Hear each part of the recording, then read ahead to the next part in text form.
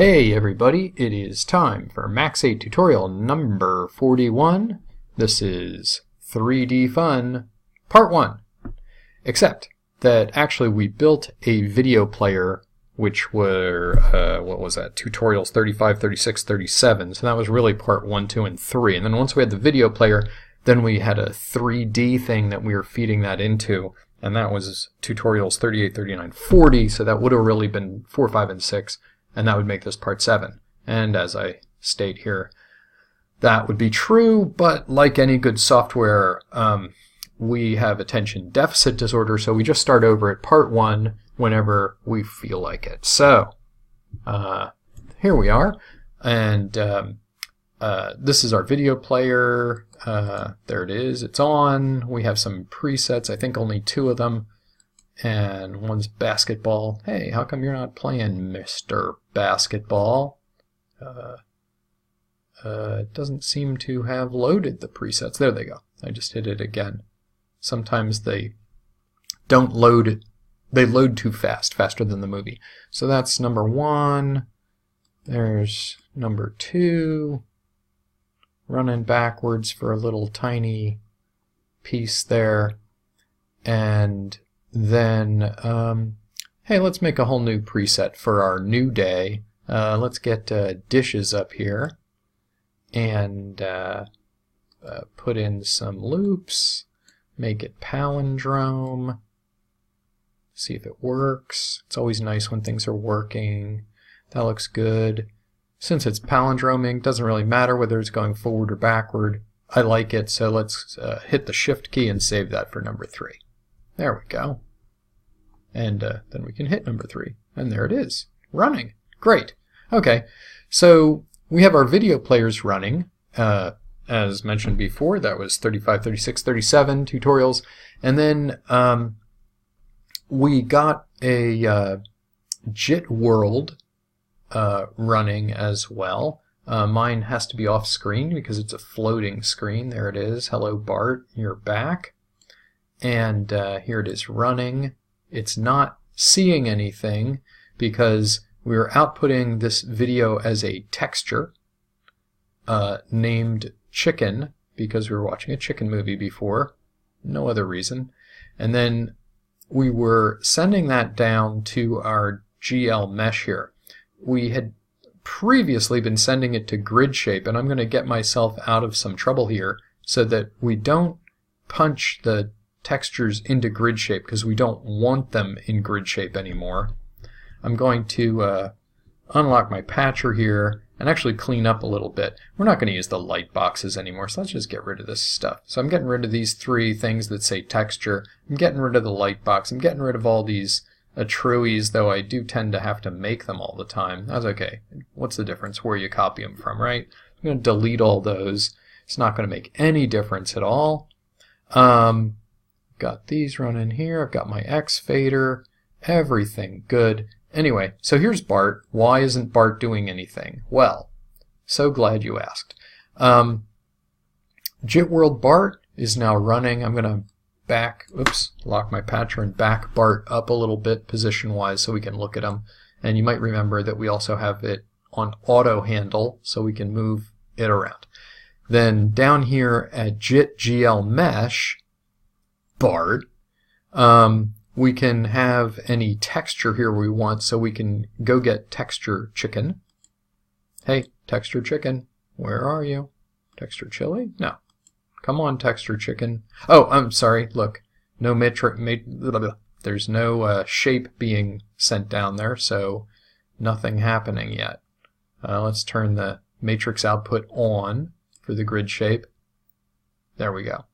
So now the grid shape is actually putting out a grid shape, which is running through Xfade, which is coming down to jit.gl mesh. And jit.gl mesh is covering that grid shape with the texture we call chicken. We could call it chili, but we haven't loaded chili yet. What is chili? Chili is this thing right here. Import the chili's JPEG, please. There it is. Now our sphere is covered with chilies. Okay, we were I know, it's review. And then, having lots of fun the way we always do, we put jongly up here, and when we play it, I'm going to put this on low so it's not too bothersome, but you can hear the beat of it. And so jongly gets caught by jit catch when we turn the metro on here. There's jit catch outputting a matrix and sending it down to jit fade on the other side. So the grid shape's coming through one side, catch is coming through the other side, and now we're going to mix them together by turning this up a little bit. And lo and behold, we have got some very lively peppers there. Or we can have some lively chicken. There we go. Look at that. Which is dishes now. Okay. Well, that's super. All this is going great. But today, I thought, well, you know, when you're making this stuff and you want to have some fun with effects, you know, what can you get out of this that would start making stuff kind of look cool?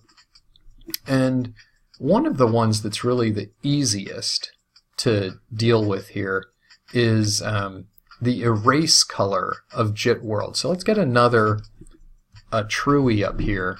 Unlock your patcher. Whoops, I did say unlock, but it didn't do it. Say unlock our patcher, and I always option click on this. Again, not quite sure. Is it alternate click on a PC? Something like that. And then lock your patcher again so we can scroll down here and get erase color. And when you click on erase color, there's a little thing in here. And right now the erase color is black. That means it renders this shape and then it fills it in black-ish. That's really dark gray, actually. And if you click on it, you'll get, well, you would get, if it was on screen, a color wheel here. And this is the color that it is right now. And you'll notice if I change this around to red, the background here gets red. It's the erase color. So it just fills in this color. If you like that, that's fine. Maybe we can use that right now just so we can sort of get the effect here. But the cool thing to do with erase color is to just turn it way the heck down. And then it's very transparent, and I don't know if you can see what's happening here, but it's not quite erasing very well. Let's turn the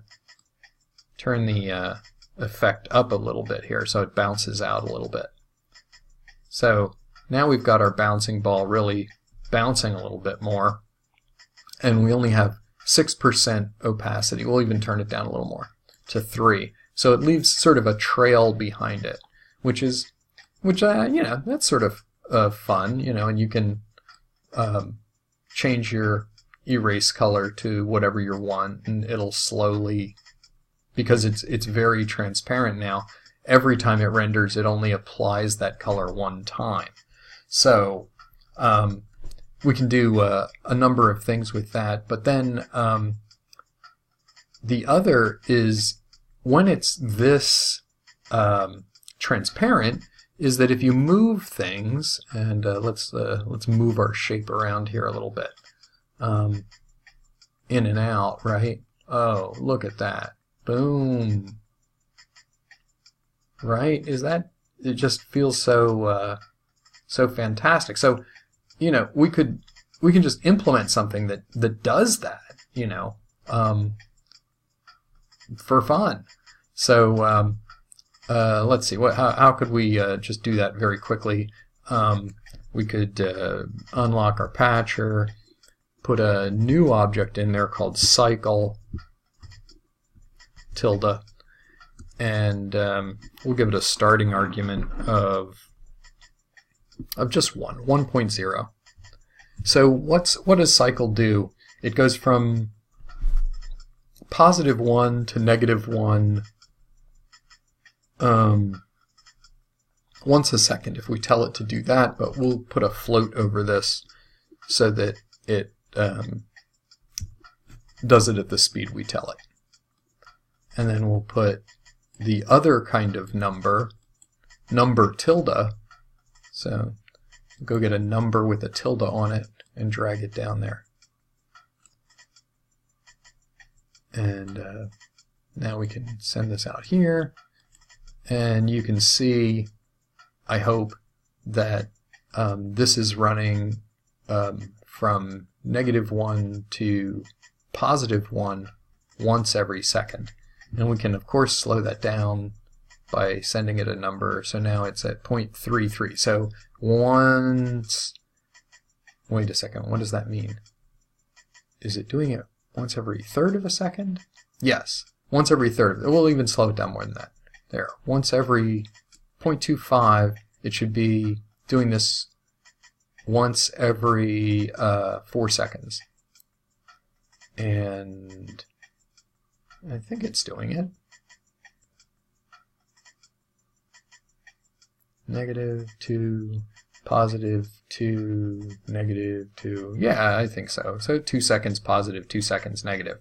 Okay, so to be ready for anything, we could scale this, of course. So we could type a new object, type scale, and the numbers that are coming in, we know are going to be going from -1.0 to +1.0. So you put your input numbers first, and then your output numbers. What would you like for output numbers? Well, at the moment, those are okay. So let's just say -1.0 to +1.0 again. And I only say that because I have a plan of what we might want to change this at some point. But so, oops. See, how can you ever get rid of that when you get one of those lines and it won't click to anything, and you're like, I can't get rid of this. For me, I hold down the command key. That's probably the alternate key or the control key on a PC, and you click again and it disappears.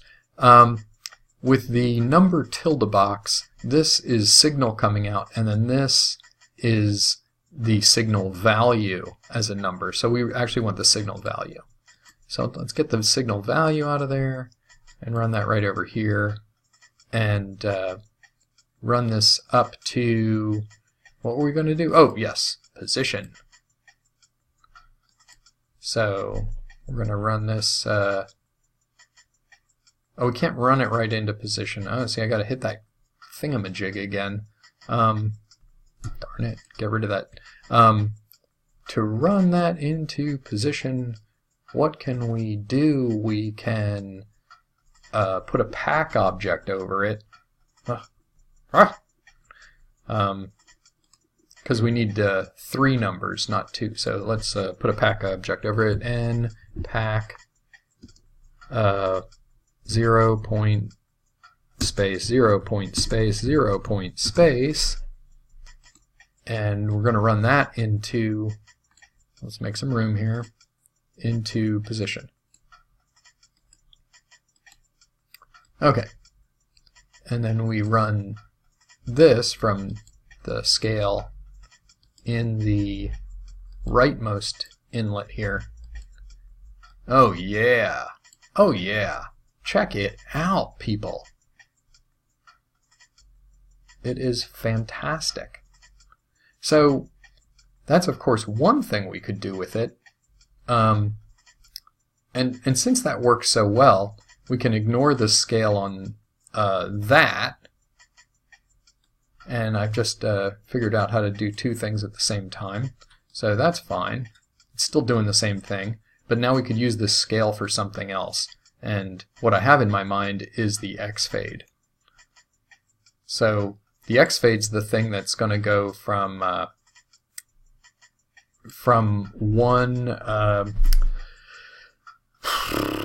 JIT catch input to the grid shape input, and so JIT catch is more random, JIT grid shape is more of the shape of the circle. So if we put this on here and we adjust the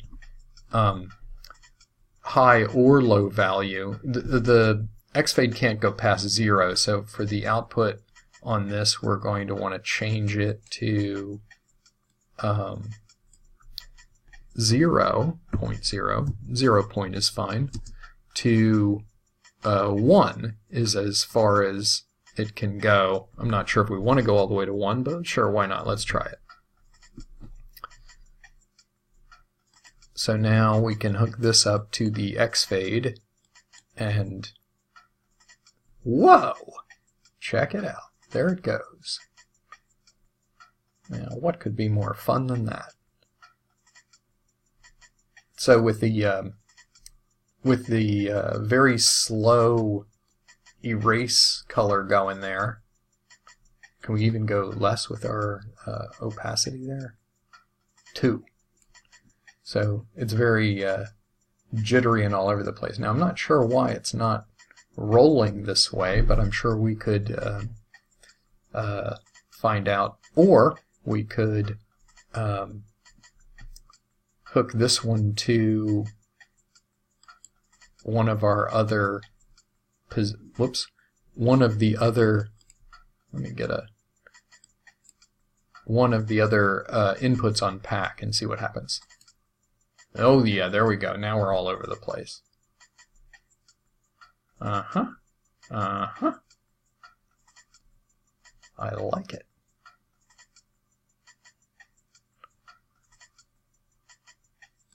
And locking our patcher, we can also play with this position and see if we can get it a little bit more. Oh, this will keep sending in a 0 unless I put in. You can try to change this, but since it's being changed by pack, it'll just change back. So what we can do is put a float above this and actually change it to wherever we want it. Type unlock your patcher and type an F, and then hook that up and lock your patcher again, and then let's see if we can keep that thing on the screen at all. Seems to be going off screen, and then if we go negative a little bit there, where's it headed? And there we go, a little bit more on screen. Woo! Whee! Okay, so this is just essentially, I'm just kind of giving you an idea of things that you could manipulate with these numbers coming in. Now, you do have to be a little bit careful, and it would probably make a lot of sense to be able to shut these things off, before you do it, because if you just go changing this, it's going to suddenly send this thing to who knows where, right? So do be careful about that, but this gives you or I should say, keep your position and then just make a new Atrui to do something else if you want to manipulate that. But this is happening pretty well, and we can see what happens when we try the big donut, right? Oh yeah, there's our donut. It is crazy. I love it. So you could probably figure out how to hook up another way to manipulate, a position or a rotation or even a brightness some way this way, or even the erase color, if you like. You could always, you could always be sending it a number with the. Oh, let's do it real quick. I mean, this is the shortest video I've ever made, so here we'll just cheat and steal these. And we'll add a number here because you need 4 numbers. And knowing you need 4 numbers, you know that you also need 4 floats.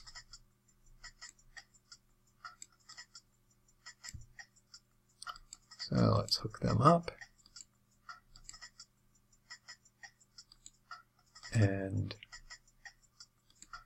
what do we know about the zeros is that they are black, but this will make the alpha channel transparent wherever the alpha channel happens to be. So we can discover that pretty quickly by turning up the first one a little bit and that erase, oops, so just turn it up to 1, and do we see anything that's happened?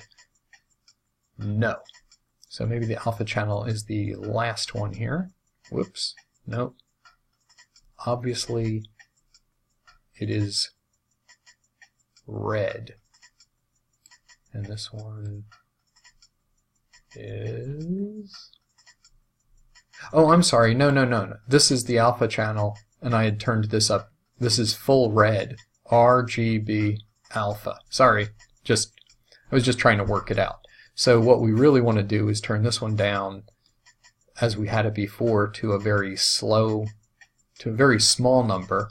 So now we're down at 1% again, and we could adjust these to another color, right? And the closer they are to 0, the closer that will be to black. Whoops. There we go. So now we can, we could, if we wanted to, have something adjusting the colors. You know, maybe we could stick some random ramps on here and it would adjust the colors. But anyway, so we've got some pretty good and kooky effects going here with just changing things around in 3D. And the really weird part is that you can still just grab this with your handle and turn it and see what happens that way. I know, the handle still works. Isn't that cool? Who would have expected that?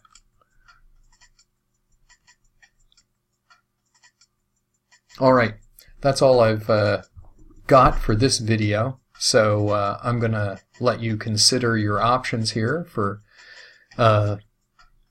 customizing your video 3D viewer. And I will be back in the next tutorial. Patch well, have fun.